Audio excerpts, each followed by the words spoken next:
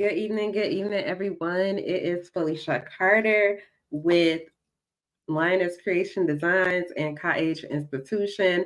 Welcome to Breaking the Habit of Being Yourself book reading session.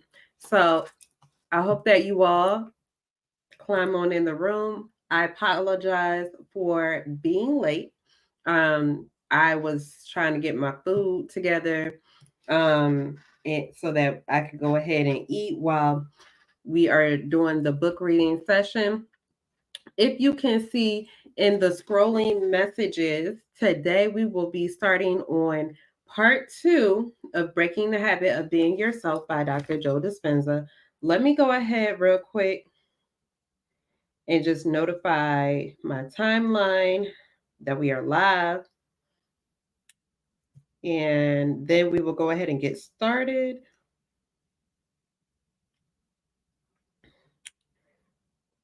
I don't know what's up with Facebook, like this little house that they have for the refresh. Really weird. Ooh, all right, hold on. Turn that down a little bit real quick. Okay, oops. Because I do apologize though, but I was a little bit hungry. So I was getting my food together. All right. So like I said, let me turn this back up. We we will be starting on that's not what I meant. We'll be starting on part 2. And part 2 is called Your Brain and Meditation. Okay. So if you have the hard copy of the book, it's going to start on page 121.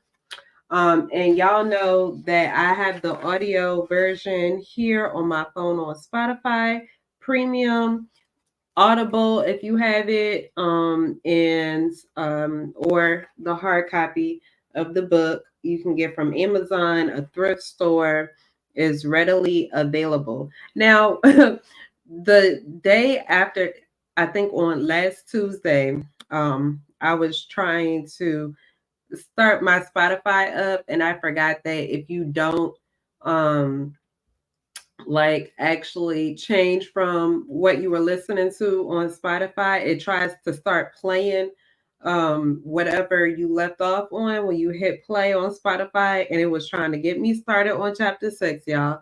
And I would have had to start it all over again, but I had to go ahead and stop it so that I didn't, start any of the chapter without you all. So chapter 6, I'm going to tell you what the name of the chapter is because I noticed that the audio does not tell you the names of the sections, but it might for the chapters. I don't remember.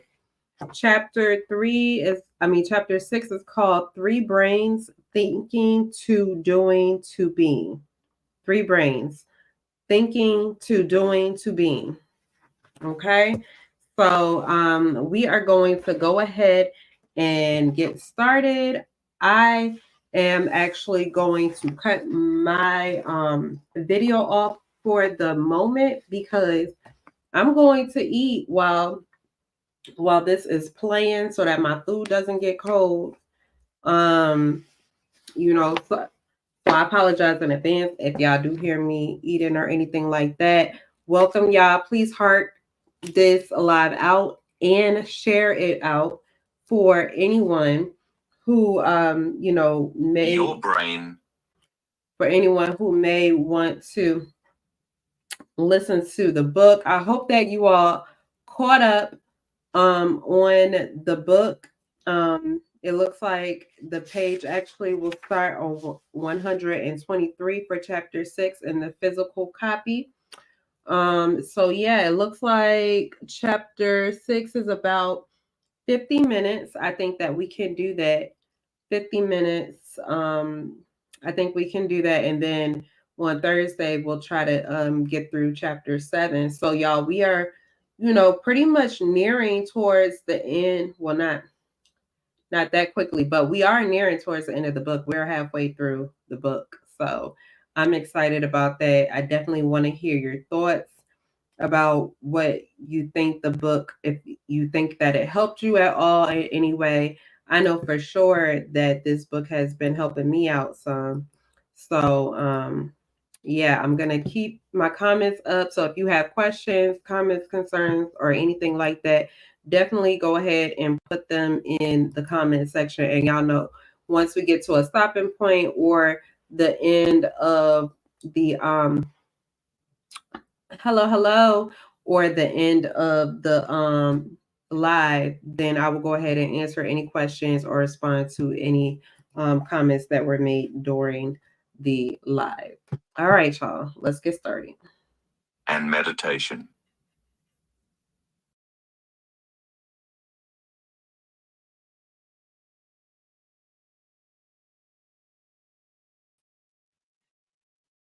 Sorry, y'all. I don't know why I did that.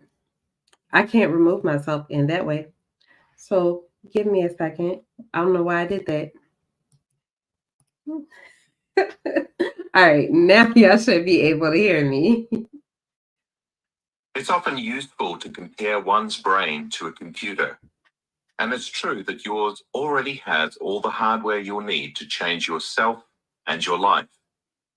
But do you know how best to use that hardware to install new software?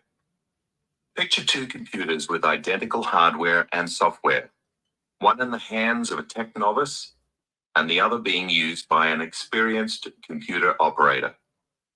The beginner knows little about what kinds of things a computer can do, let alone how to do them. The intention behind part 2, simply put, is to provide pertinent information about the brain, so that when you, as its operator, begin to use the meditative process to change your life, you will know what needs to happen in your brain and in your meditations and why. If you know how to drive a car, then you've already experienced probably the most elementary example of thinking, doing, and being. At first, you had to think about every action you took and about all those rules of the road. Later, you became fairly proficient at driving as long as you paid conscious attention to what you were doing. Eventually, you were being a driver. Your conscious mind slid over and became a passenger. And ever since, your subconscious mind has probably occupied the driver's seat most of the time. Driving has become automatic and second nature to you. Much of what you learn is via this progression from thinking to doing to being. And 3 areas of the brain facilitate this mode of learning. But did you know that you can go directly from thinking to being? And it's likely that you have already experienced this in your life. Through the meditation that is at the heart of this book, this chapter will give you a prelude. You can go from thinking about the ideal self you want to become straight to being that new self. That is the key to quantum creating. Change all begins with thinking. We can immediately form new neurological connections and circuits that reflect our new thoughts. And nothing gets the brain more excited than when it's learning, assimilating knowledge and experiences. These are aphrodisiacs for the brain.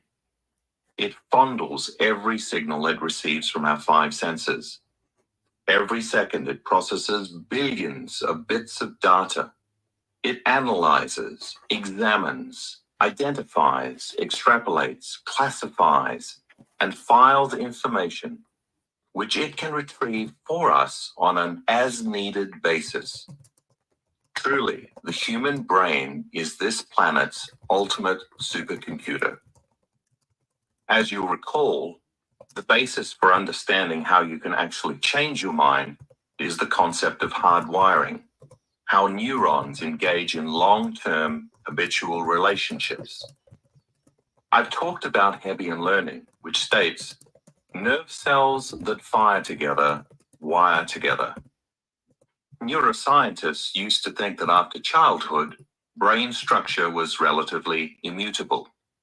But new findings reveal that many aspects of the brain and nervous system can change structurally and functionally, including learning, memory, and recovery from brain damage throughout adulthood.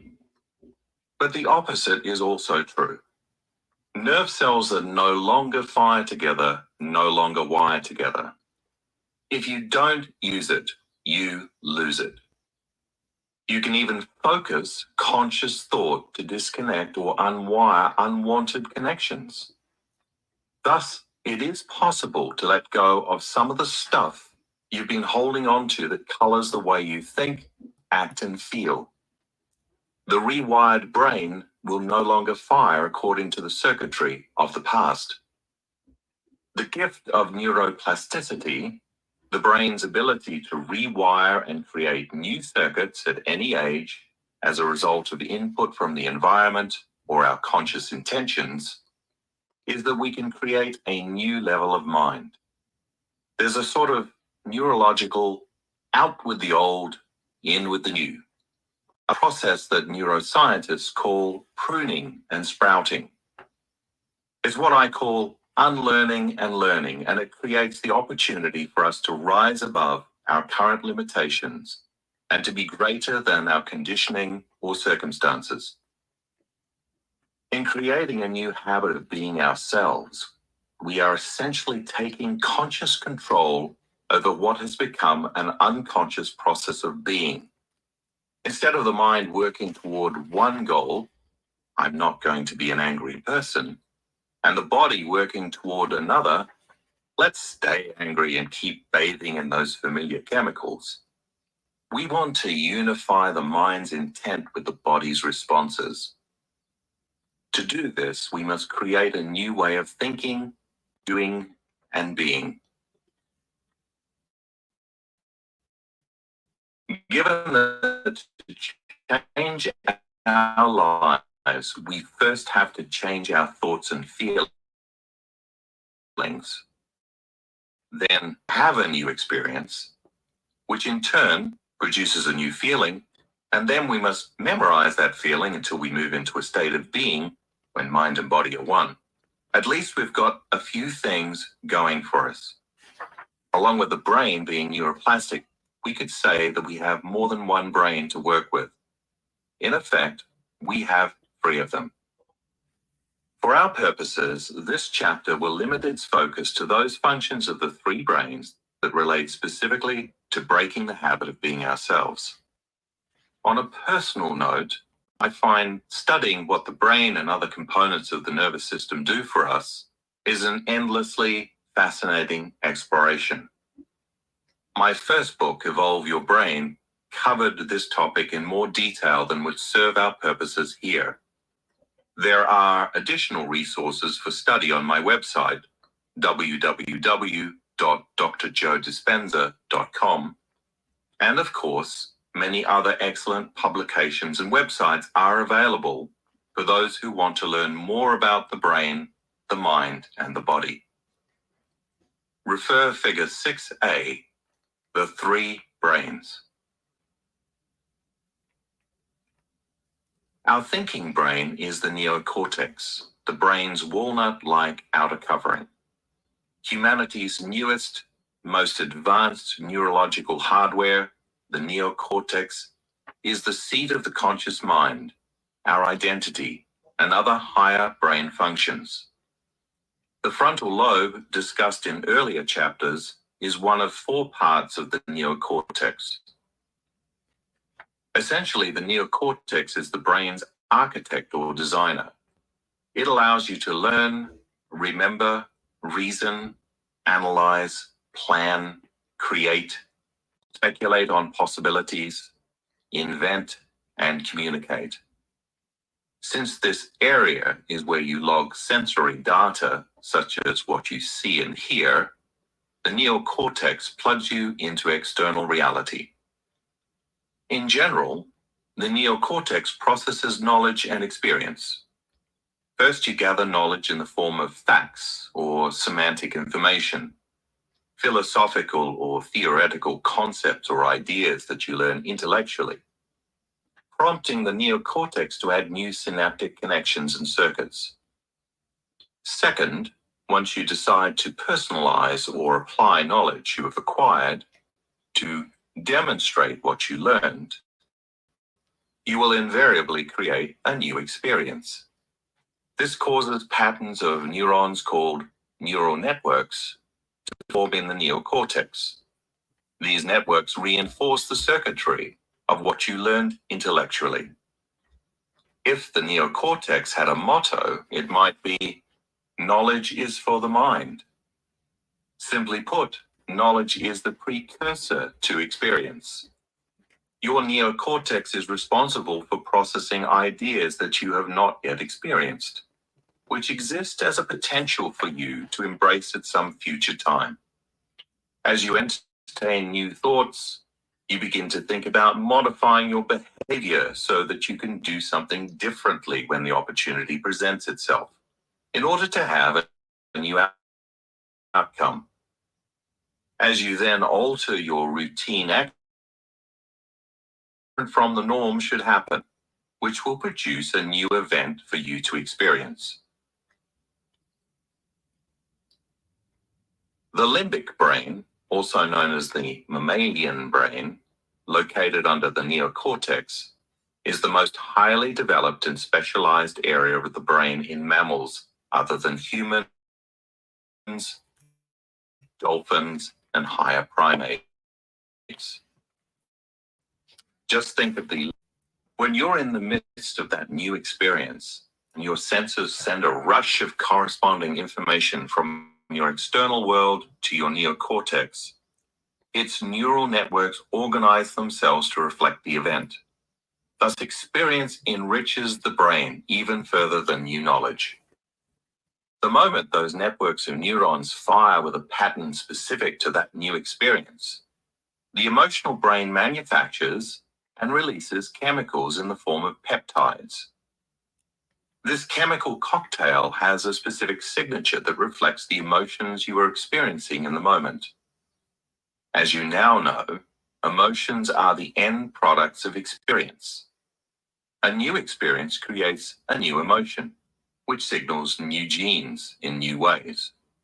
Thus, emotions signal the body to record the event chemically, and you begin to embody what you are learning. In the process, the limbic brain assists in forming long-term memories. You can remember any experience better because you can recall how you felt emotionally while the event was occurring. The neocortex and limbic brain together enable us to form declarative memories, meaning that we can declare what we've learned or experienced. See figure 6b1 for more information on declarative and non-declarative memories. You can see then how we are marked emotionally by highly charged experiences. All people who have been married can tell you where they were and what they were doing when they or their beloved proposed. Perhaps they were eating a great meal on the patio of their favorite restaurant, feeling the balmy breezes of that summer night and enjoying the sunset while the strains of Mozart played softly in the background, when their dinner partner got down on one knee and held out that little black box. The combination of everything that they were experiencing in that moment made them feel very different from their normal self.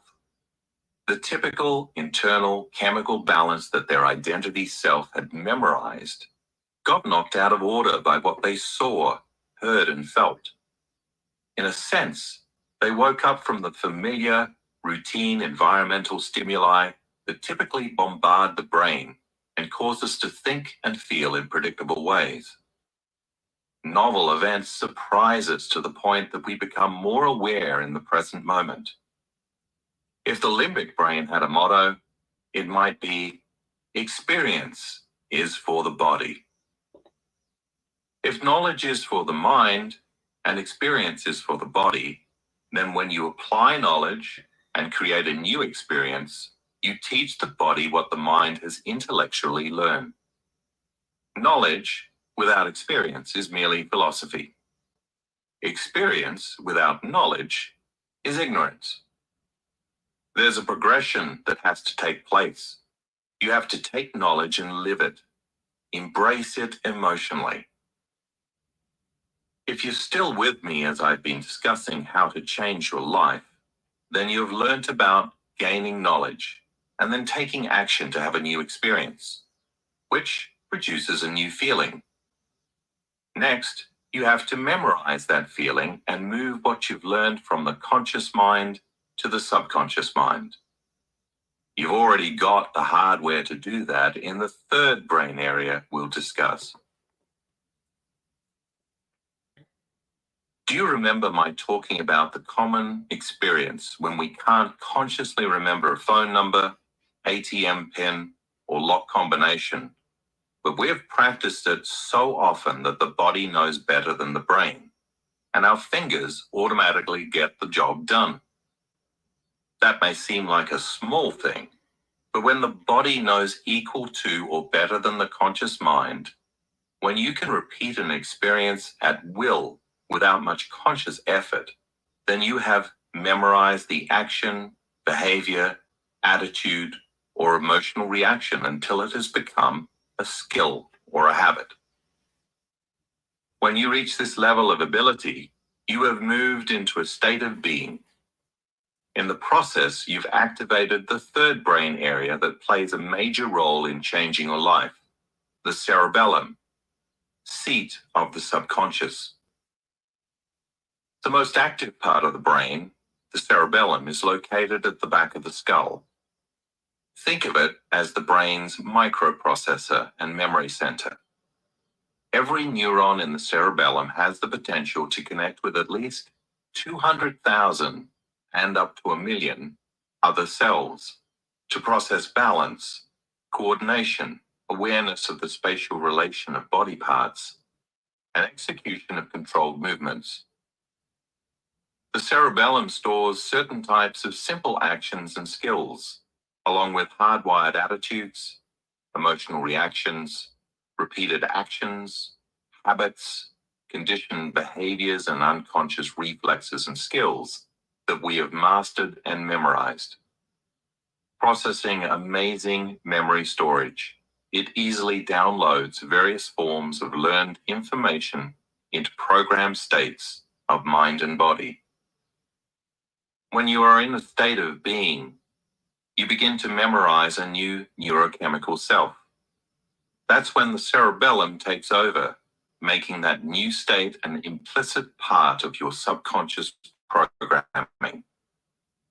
The cerebellum is the site of non-declarative memories, meaning that you've done or practiced something so many times that it's become second nature and you don't have to think about it. It's become so automatic that it's hard to declare or describe how you do it. When that happens, you will arrive at a point when happiness, or whatever attitude, behavior, skill, or trait you've been focusing on and rehearsing mentally or physically, will become an innately memorized program of the new self. Let's use a true-to-life example to take a practical look at how these three brains take us from thinking to doing to being. First, we'll see how through conscious mental rehearsal, the thinking brain, neocortex, uses knowledge to activate new circuits in new ways to make a new mind. Then, our thought creates an experience, and via the emotional, limbic brain, that produces a new emotion. Our thinking and feeling brains condition the body to a new mind. Finally, if we reach the point where mind and body are working as one, the cerebellum enables us to memorize a new neurochemical self, and our new state of being is now an innate program in our subconscious. As a practical look into these ideas, suppose that you recently read a few thought-provoking books about compassion, including one written by the Dalai Lama, a biography of Mother Teresa, and an account of the work of St. Francis of Assisi. This knowledge allowed you to think outside the box. Reading this material would have forged new synaptic connections in your thinking brain. Essentially, you learned about the philosophy of compassion through other people's experiences, not yours. Moreover, you've sustained those neural connections by reviewing what you learned on a daily basis. You're so enthusiastic that you are solving all of your friends' problems by offering advice and holding court. You have become the great philosopher. Intellectually, you know your stuff. As you're driving home from work, your spouse calls to say that you've been invited to dinner with your mother-in-law in 3 days. You pull off the road, and already you're thinking about how you have disliked your mother-in-law intensely ever since she hurt your feelings 10 years ago. Soon you've got a mental laundry list. You never liked her opinionated way of talking, how she interrupts others, how she smells, even how she cooks. Whenever you're around her, your heart races, your jaw tightens, and your face and body are tense. You feel jittery, and you just want to jump up and leave. Still sitting in your car, you remember those books on the philosophy of compassion, and you think about what you learned theoretically. It occurs to you, maybe if I try to apply what I read in those books, I might have a new experience of my mother-in-law.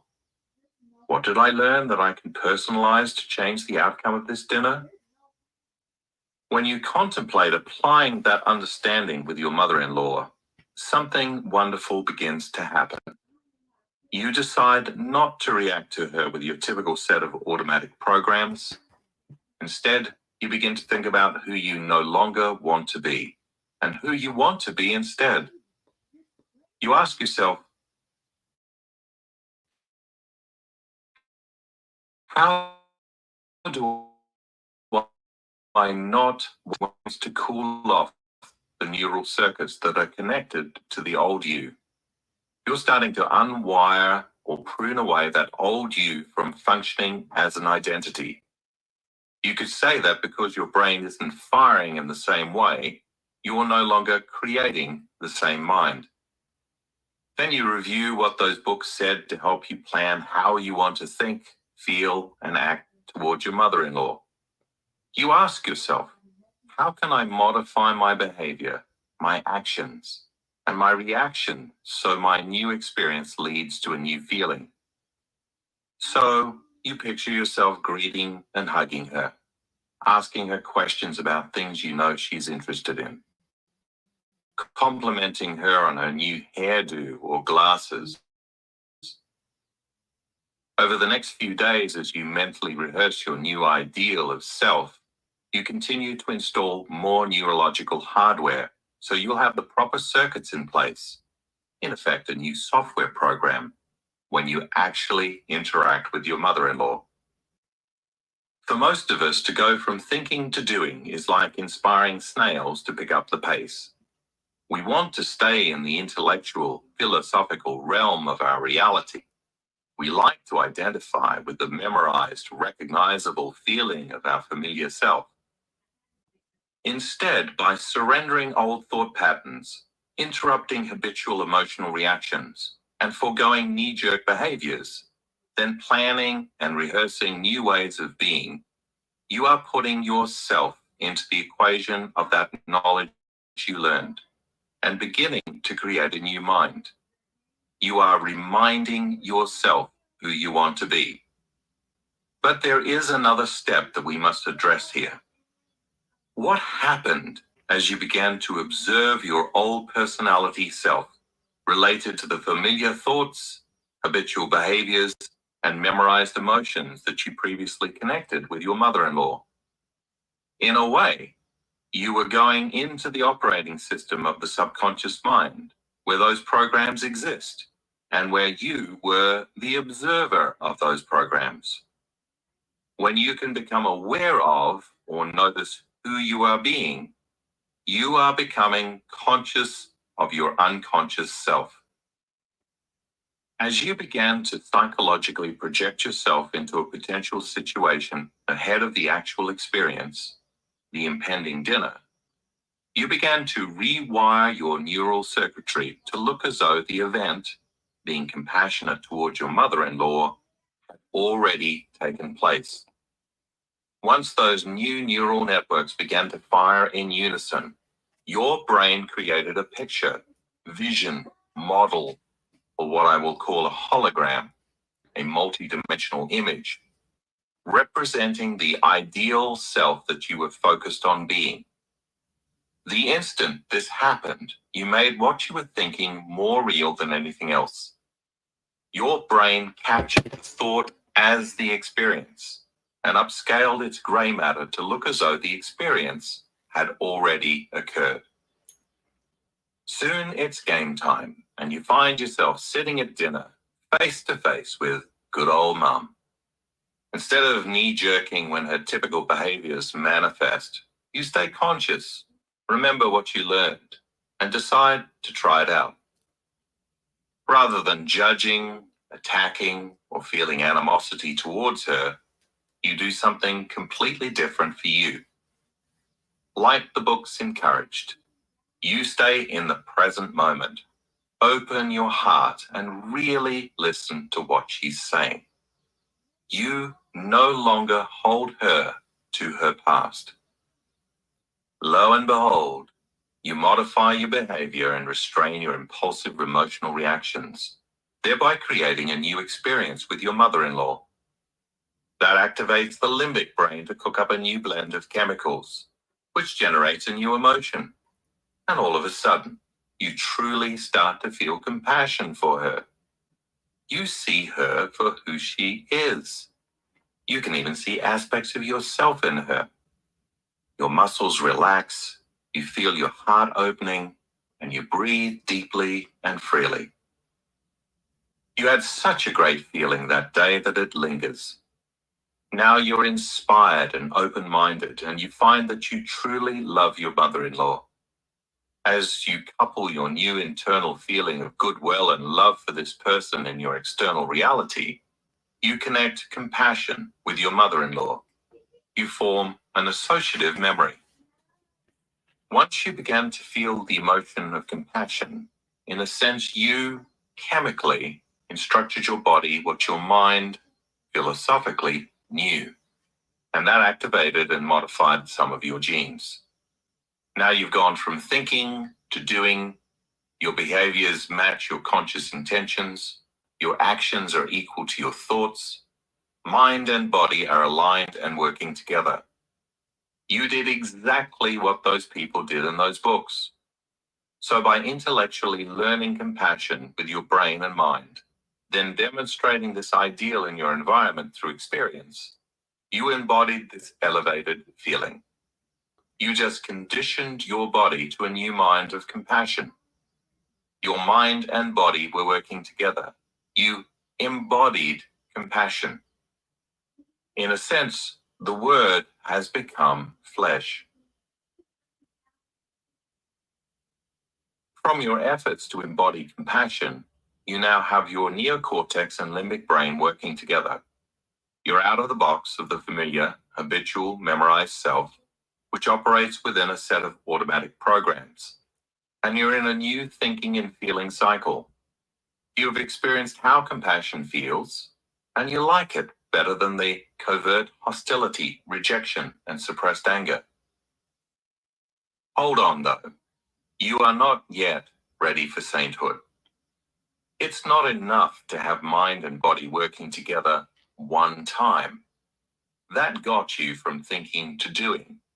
But can you reproduce that feeling of compassion at will? Can you repeatedly embody compassion, independent of conditions in your environment, so that no person or situation could ever create that old state of being in you again? If not, you haven't yet mastered compassion.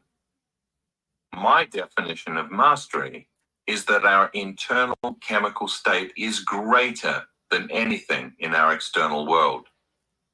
You are a master when you've conditioned yourself with chosen thoughts and feelings. You've memorized desired emotional chemical states, and nothing in your external life deters you from your aims. No person, no thing, and no experience at any time or place should disrupt your internal chemical coherence. You can think, act, and feel differently whenever you choose. Here's an example. If you can master suffering, you can just as easily master joy.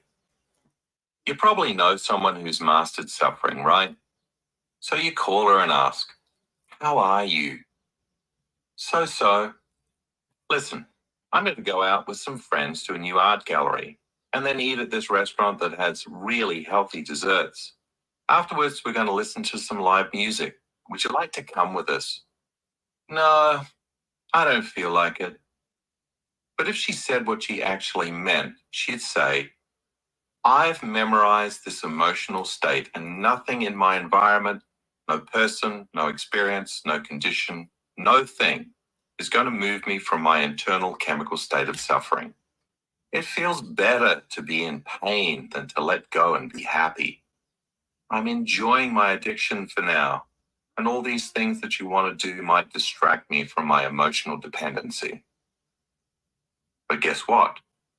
We can just as easily master an internal chemical state such as joy or compassion. In the preceding example with your mother-in-law, if you practiced your thoughts, behaviors, and feelings enough times, being compassionate would become rather natural.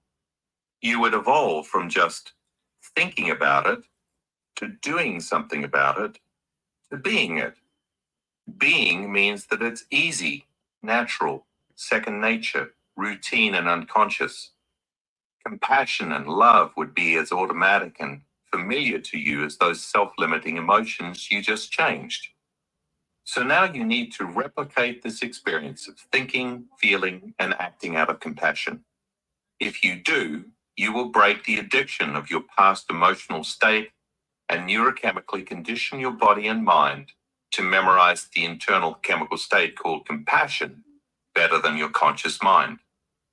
Ultimately, if you repeatedly recreate the experience of compassion at will, practicing it independent of any circumstance in your life, your body would become the mind of compassion. You would memorize compassion so well that nothing from your outside world would move you from this state of being. Now all three brains are working together, and you are biologically, neurochemically, and genetically in a state of compassion. When compassion becomes unconditionally ordinary and familiar to you, you have progressed from knowledge to experience to wisdom. Refer figure 6b1, Memory Systems of the Brain. Wisdom is accumulated knowledge that has been gained through repeated experience. And when being compassionate is as natural as suffering, judging, blaming, or being frustrated, negative, or insecure, now we are wise. We are liberated to seize new opportunities because somehow life seems to organize itself equal to how or who we are being. Refer figure 6c, Evolving Your Being. Going from thinking to doing to being is a progression that we've all experienced many times, whether it was when we learned to be a driver, a skier, a knitter, or a person to whom speaking a second language has become second nature. Now let's talk about one of evolution's great gifts to us as humans, the ability to go from thinking to being without taking any physical action. Said another way, we can create a new state of being ahead of having an actual material experience. We do this all the time, and it's not a case of fake it till you make it. For example, you have a sexual fantasy in which you inwardly experience all the thoughts, feelings, and actions you look forward to when your partner returns from a trip. You're so present with your internal experience that your body is chemically altered and responds as if that future event is already upon you in that exact moment. You have moved into a new state of being. Similarly, whether you're mentally rehearsing the speech you're going to give, reminding yourself how you're going to handle the confrontation that you need to have with your coworker, or imagining what you want to eat when you're really hungry but stuck in traffic. And in each case, you're thinking about that to the exclusion of everything else. Your body will begin to move into a state of being just by thought alone. Okay, but how far can you take this? Through thinking and feeling alone, can you finally be the person you want to be? Can you create and live a chosen reality, as my daughter did when she experienced the summer job of her dreams? That's where meditation comes in. People use meditative techniques for a lot of reasons, as you know. In this book, you will learn a special meditation designed for a specific purpose, to help you overcome the habit of being yourself and become that ideal self you desire. Through the remainder of this chapter, we'll connect some of the knowledge we've covered up till now with the meditation you will soon learn. Whenever I discuss meditation or the meditative process, I will be referring to the process that will be our focus in part 3. Meditation allows us to change our brains, bodies, and state of being. Most important, we can make these changes without having to take any physical action or have any interaction with the external environment. Through meditation, we can install the necessary neurological hardware, just as those piano players and finger exercisers made changes through mental rehearsal. Those research subjects used mental rehearsal alone. But for our purposes, it is one component of the meditative process, albeit a very important one. If I asked you to think about the qualities that your ideal self would possess, or if I suggested that you contemplate what it would feel like to be a person of greatness such as Mother Teresa or Nelson Mandela, then just by contemplating a new way of being, you would begin firing your brain in new ways and making a new mind. That's mental rehearsal in action. I'm now asking you to reflect on what it would feel like to be happy, content, satisfied, and at peace. What would you envision for yourself if you were to create a new ideal of you? Essentially, the meditative process allows you to answer this question by bringing together all of the information learned and wired synaptically into your brain about what it means to be happy, content, satisfied, and at peace. In meditation, you take that knowledge and then place yourself in the equation. Instead of merely asking what it would mean to be happy, you put yourself in the position of practicing and thus living in a state of happiness. After all, you know what happiness looks and feels like. You've had past experiences with it yourself. You've seen other people's versions of it. Now you get to pick and choose from that knowledge and experience to create a new ideal of yourself. I've talked about how through the frontal lobe, you activate new circuits in new ways to create a new mind. Once you experience that new mind, your brain creates a kind of holographic image that gives you a model to follow in creating your future reality.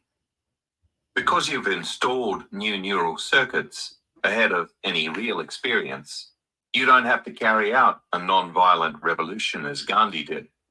You don't have to lead your people and be burned at the stake as Joan of Arc was. You simply have to use your knowledge and experience of those qualities of courage and conviction to produce an emotional effect within you.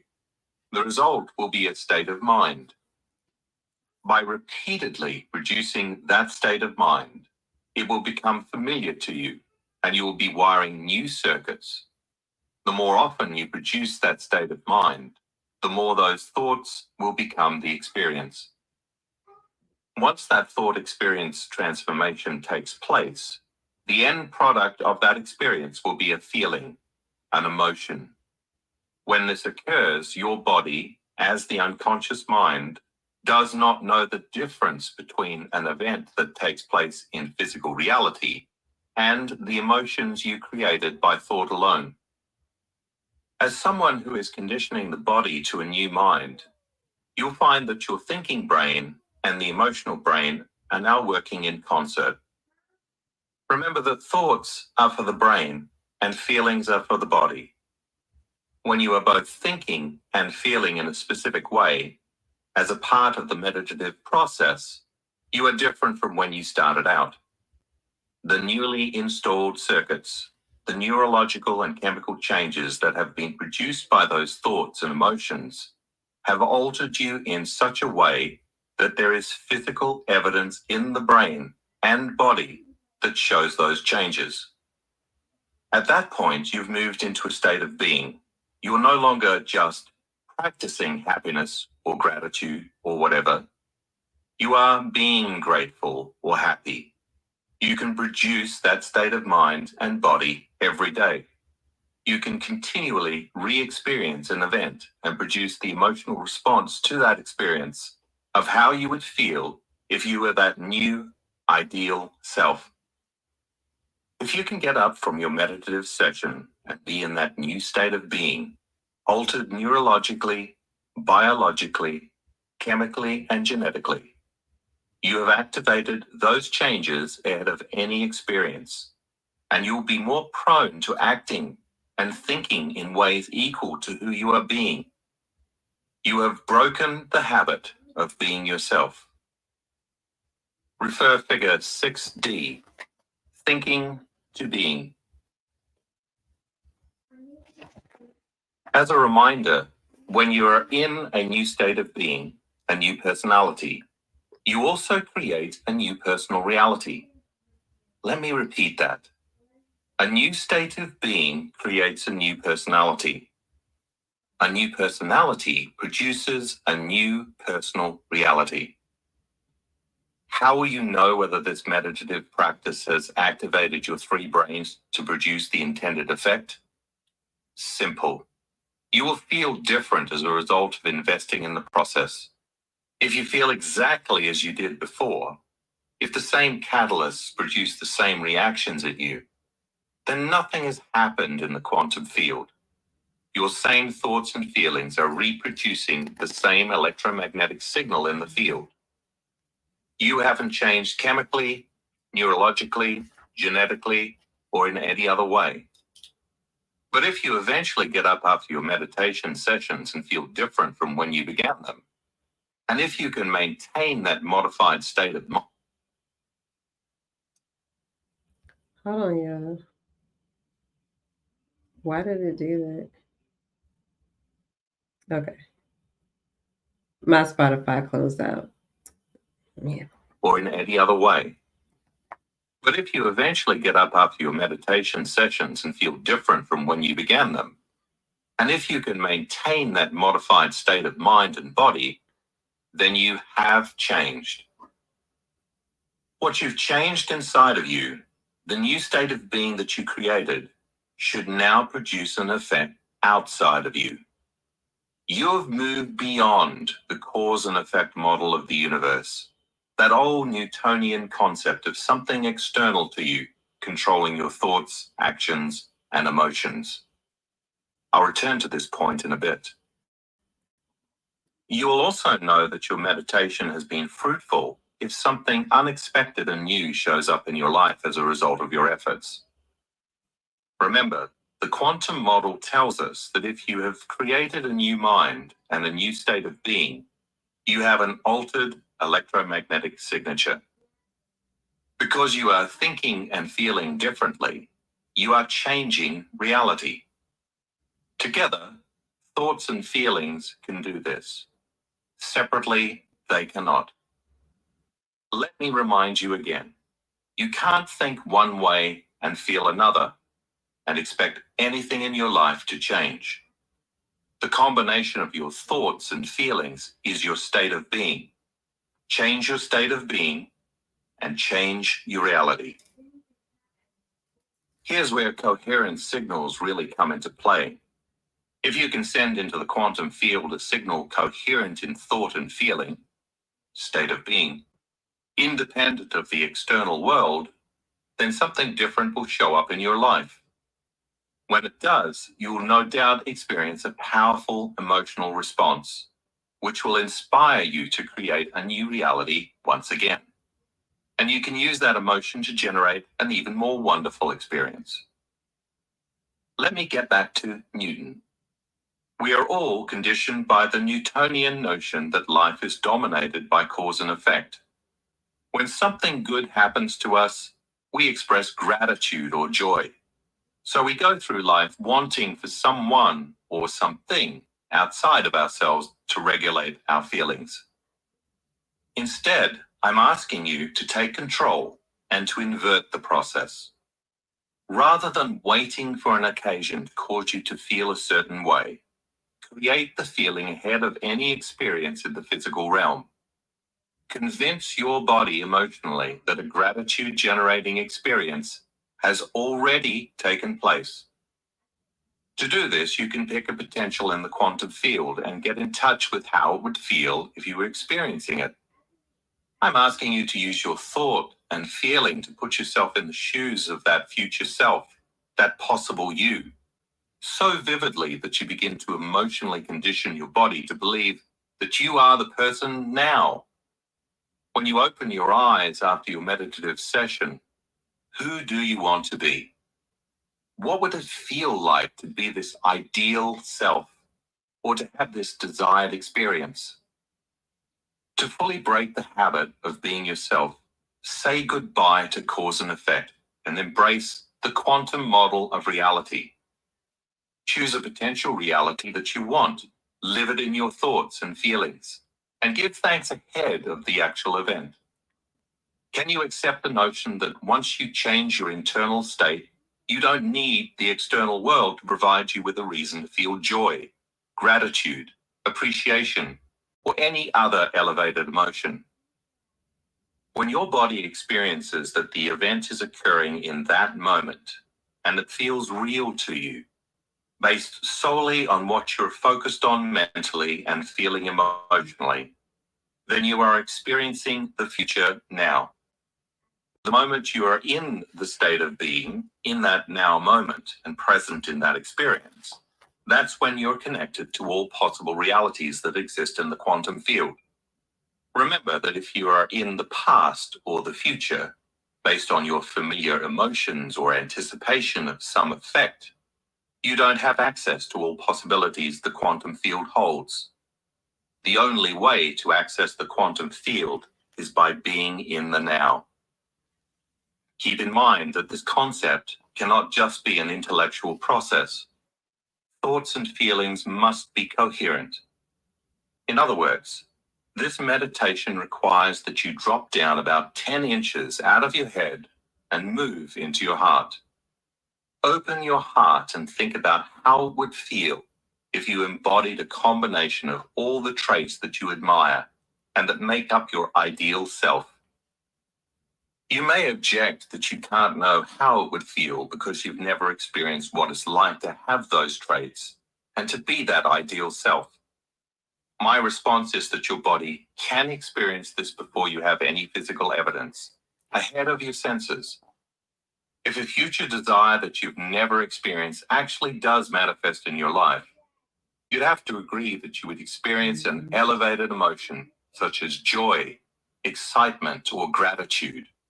So those emotions are what you can naturally focus on. Instead of being enslaved to emotions that are only the residue of the past, you are now using elevated emotions to create the future. The elevated emotions of gratitude, love, and so forth all have a higher frequency that will help you to move into a state of being where you can feel as though the desired events have actually occurred. If you are in a state of greatness, then the signal you send into the quantum field is that the events have already come to pass. Giving thanks allows you to emotionally condition your body to believe that what is producing your gratitude has already happened. by activating and coordinating your three brains. Meditation allows you to move from thinking to being. And once you are in a new state of being, you are more prone to act and think equal to who you are being. Perhaps you've wondered why it may be so hard to move into a state of gratitude or to give thanks ahead of the actual experience. Is it possible that you've been living by a memorized emotion that has become so much a part of your identity on a subconscious level that now you cannot feel any other way than you're accustomed to? If so, maybe your identity has become a matter of how you appear to the world on the outside, to distract you and change how you feel on the inside. In the next chapter, we're going to examine how to close that gap and to bring about true liberation. When you can readily feel gratitude or joy or fall in love with the future without needing any person, thing, or experience to cause you to feel that way, then these elevated emotions will be available to fuel your creations. All right. So, I just want to say real quick that if you don't have the hard copy of the book, Breaking the Habit of Being Yourself, the audio is great. But I guess I'm like a person who has to have both the reading and hearing it. The figures that they have in the book are great as well. I don't know if it's available online or anything like that. You may be able to look and see, but I feel that, the more and more that we get into this book, everything really starts to make more sense to me.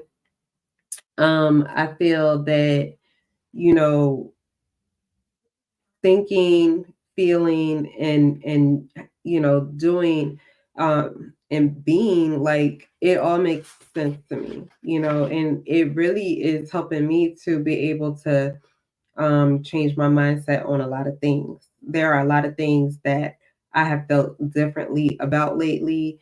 There are a lot of things that I would have responded to in different ways. So, me just trying to you know, be able to change that has is definitely, I've seen growth, definitely. I've seen growth this year, just, being able to talk to the people on my job, being able to keep my door open, being able to speak to new people and not even know them and laugh. Like if you've been here with me before, then you know that I have told y'all before, like, I have social anxiety. Like, it has been hard for me to just go and sit next to somebody that I don't know, or be able to just speak to somebody that I don't know.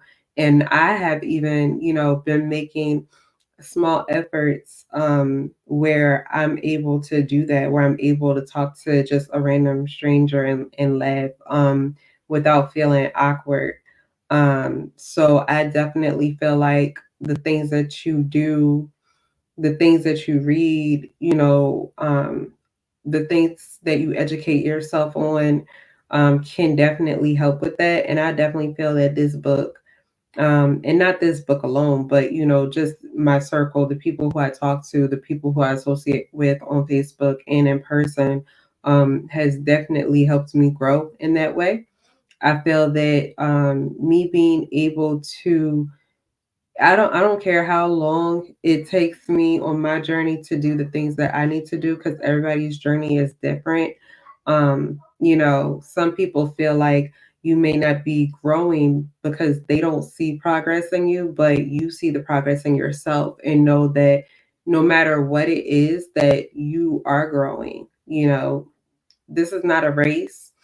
None of this is competition. So take your journey and know that you are doing what you should be doing, and everything works out in time for you.